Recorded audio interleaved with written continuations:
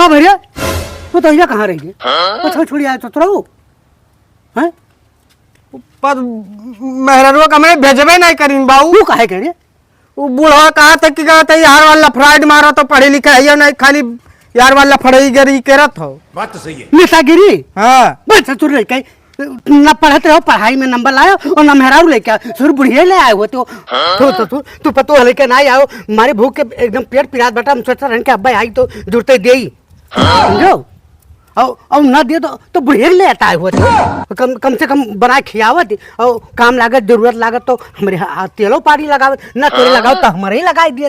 हाँ हाथे गोड़े में तेल लगाओ मजे में सोच तो हम जाओ ससुर नहीं के कथू कर्म करा भे तू रहा तो बाबा हम कुछ नहीं करब। तू का और वो सब कहा था कि तू यार बार नेता बनकर घूमा था, अब हम नेता बना, अब हम नेता बन के अच्छा दिन लेके आए। ऐसे नहीं के अच्छा दिन लगे न गए में हरारू ससुरारी लाए पायो न बुढ़िया लाए पायो न पढ़त रहो नंबर लाए पायो। अरे ससुर कुछ तो लगते हो अच्छा दिन लाओ खाए तो लाओ सारे नहीं के चल नेता ये कर जा तो जनतो बोर दिए बे हम जाने थे।